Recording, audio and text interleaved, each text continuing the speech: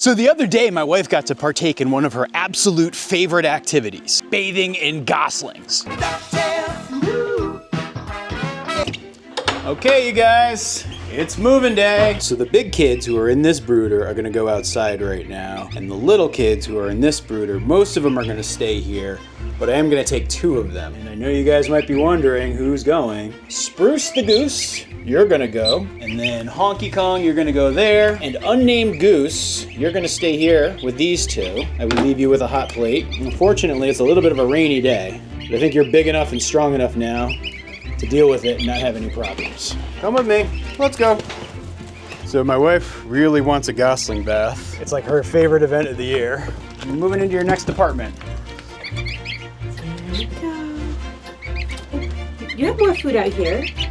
Welcome to your bigger quarters.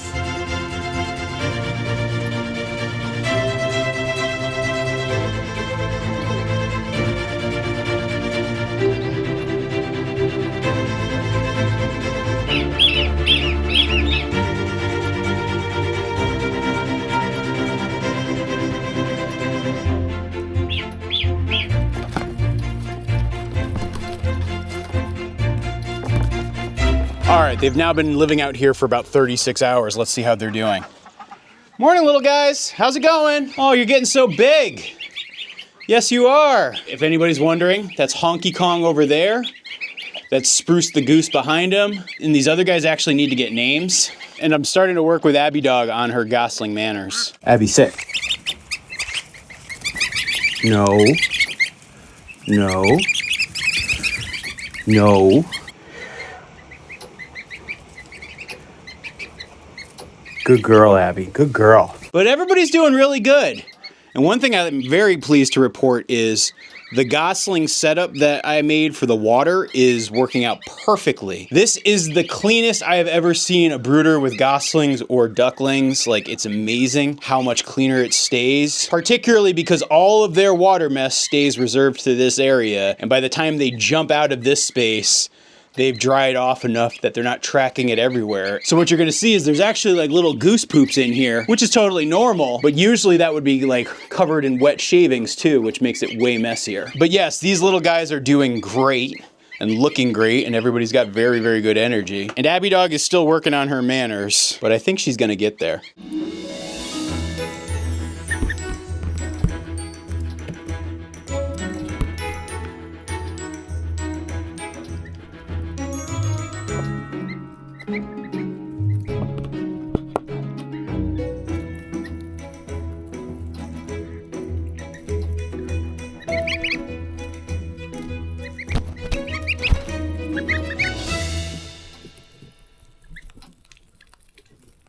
And for folks who are wondering about our special little goslings, we'll go visit with them in a moment, but first I have to prep their clean brooder. Morning, little guys.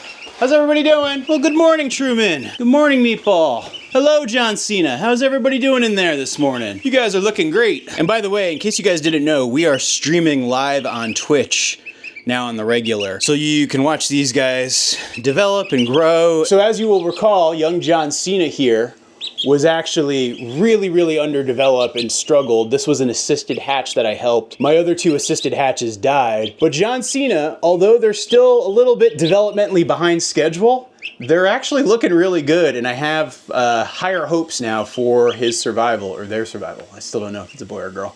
And so that's very encouraging news. If you guys remember the little gosling that was having walking problems, and I made like a little makeshift leg brace for them, we've actually dubbed this one Meatball because compared to the other goslings, they kind of look like a little bit of a meatball, and their walking is getting so much better. They could barely move on their own, and now Meatball's doing pretty darn good in terms of being able to walk. I'm not sure if you're totally ready for this yet, but I'm going to try actually having you walk on your own for a second. All right, Meatball, we're going to take your brace off for a second. Hang on. Slip this off here, slip this off. Oh, hang on. Got to get your elastic band off. Let's see how you walk. We're just doing this as a test. Can you walk still? How are you doing? Well, you can stand on 2 legs. That's pretty good. Oh yeah, look at that. You're doing pretty good. I think I want to give them one more day of walking like this with the brace on, and then I'm gonna probably remove it and just let them go natural and see how they do. I will still probably keep these guys in here for development for easily another 2 or 3 days, maybe even longer. I don't know. It really is all going to depend on a couple of things. I'd be curious to see what you guys think. It's just an elastic band with a straw that's about the distance of their legs apart. And you just thread it right through. You don't want it to be too tight so that it's cutting off circulation, but you also don't want it to be too loose that it slips right off. So if I wasn't gonna just remove this and let Meatloaf go totally normal by tomorrow or the next day, then I would probably actually build them a second one that they'd have to grow into. There you go. You're looking good. But yeah, all 3 of them are doing good. This one back here who's named Truman, hey Truman. They're actually like totally normal, but I wanted to keep one normal one with the 2 that are having developmental problems so that you can have at least just a little bit of a comparison, but then also this one can be a little bit of an inspiration for these 2 to see what normal goose behavior looks like. But yes, their house is filthy right now, and so generally speaking, I've been changing it every day, and so like I have these 2 black tubs that are identical, and I just take one out, swap it, and do the cleaning, which is what you're gonna watch me do right now. All right, hang on, let me disconnect cords. I gotta swap some stuff around. This room gets so messy during hatching season. I did like a full clean out of it the other week before all the hatching actually started, and yeah, it's already getting messy. All right, here is your replacement brooder. I think I'm gonna raise this up just a little bit because they are getting taller and bigger, and so they need to be a little further from it. But honestly, if you compare, for example, even just the size of Truman, who's one of the smaller goslings relative to the ones that are outside, these guys are still a bit smaller, even though they're all roughly the same age. I mean, John Cena was one of the earliest eggs to pip, too. You're going into your fresh house. In you go, John Cena. You 2, Truman. And then you 3, Meatball. Oh, and we can't forget all the folks watching on the live stream. Take your gross water. Hook you up with some fresh water. There's some more food. I got some fresh grit for you, and some fresh greens too. I know you love those greens. John Cena in particular loves his greens. I like to give the goslings greens relatively early in life. I think it trains them to be more self-sufficient when I put them outside and they start free-ranging in a few weeks. And I'm pretty sure all 3 of these guys are gonna be ready to free-range in probably about 4 weeks, 5 weeks. 5 weeks probably. But it's pretty darn soothing. And yes, like I said, you can watch this live feed on Twitch. You'll also see other feeds from around the farm, and I'm going on there more regularly to take questions and whatnot too. And I think it's actually perfectly correlated that gosling hatching season goes with dandelion season. So they love these fresh dandelion greens above all else. Like they'll eat grasses, they'll eat clovers, pretty much anything that's green and leafy, but they really go crazy for the dandelion greens. And the dandelion greens actually contain nutrients like niacin that really helps them with their development, particularly leg development. And so that is partially why I do this too. All right, you guys, I could sit here and stare at you for hours, but instead I have more farm chores to do. So enjoy.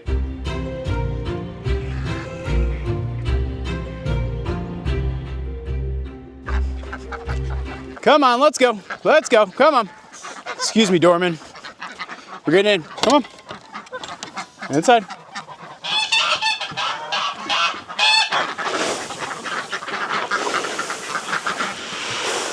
It is like a sauna in here this morning, and we got all the ladies occupying the nesting boxes. I'm just doing a quick hunt for goose eggs and other things, which I'm not seeing any. The geese have slowed down their laying, and so I'm pretty sure that the batch that I have in there now is going to be the last class. But that won't hatch until a couple more weeks because I just put them inside over the weekend. So that means we're dangerously close to kicking the ducks and geese and chickens out of the hoop coop so that I can start putting my big pumpkin plants inside there to get ready for pumpkin season. And I know I feel like I'm telling you guys this every week, but it's just a matter of just waiting and watching and making sure everything is exactly right, or somewhat right.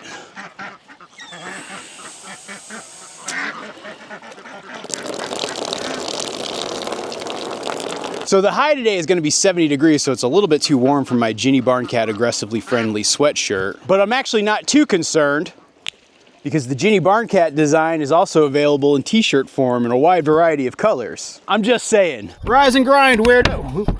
Rise and grind. Rise and grind, weirdos. Hello. Hello. How's everybody doing this morning? How are you, Carmen? Good morning, Mother Goose. Just leaving you with some food.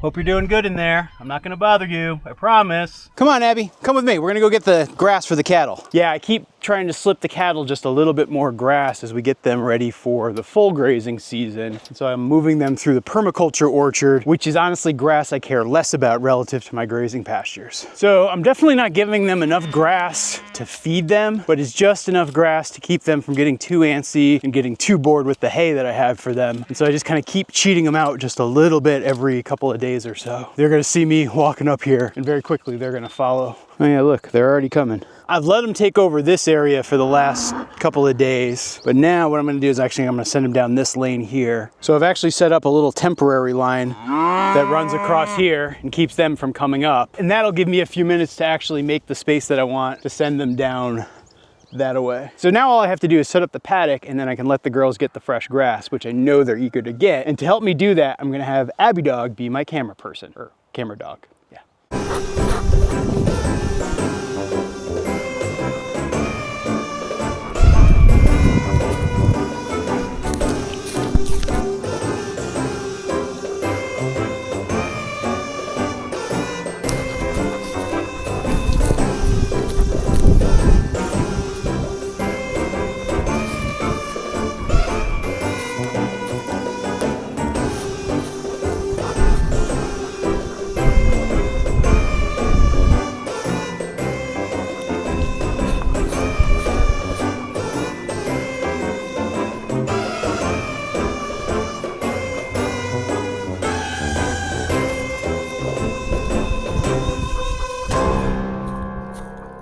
Cows, come on cows, fresh grass, come on.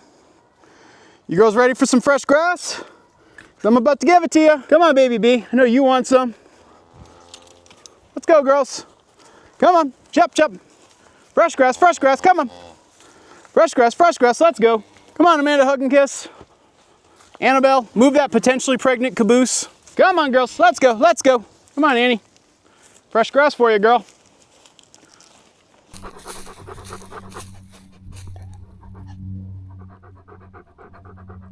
Now let's go check in with the goats. Good morning, Goaty Otises. How are you guys doing? How's my Barnacus? How's my Larnicus? And how's my Telemachus? So I'm gonna let you guys go out and do some groundskeeping today.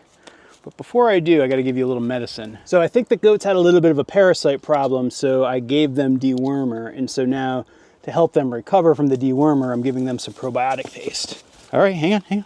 Okay, get you open up. Hey, hang on. Telly, hang on.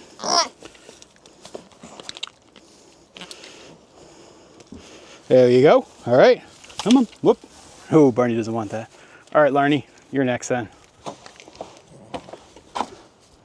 Okay, you got some. It seemed to work pretty good with Lauren if I didn't even try to hold him back. And if I just, oh, nope. Barnacus is like, I don't trust this. Is it palatable? Do you want a little more? Will you guys just eat it? Oh, you guys will just eat it. I don't have to jam it down your throat. Okay.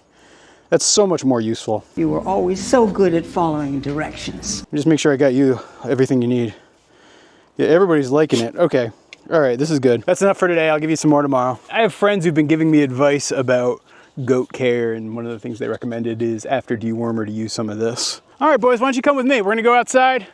We're gonna have you prune some of the weeds, take care of the grounds, do your thing, and then I'll bring you back here this evening. So you're free until probably about 8 o'clock tonight, okay? Do your thing. Don't come home till the streetlights come on. Let's go. Lauren, what's the matter? Ooh, I just saw Lauren making bezoars, or bezoars. Did you know that bezoars are an antidote to any poison? Wow, Abby, I'm glad we spent the money on the groomers. Don't drink that, come on, please. Look, I've made a discovery, you guys. Are you sitting on a nest? Actually, it's not really a discovery. She's been sitting there for, I think, 3 or 4 days. Given the time of year and what we're facing now, I'm inclined to let her hatch it out.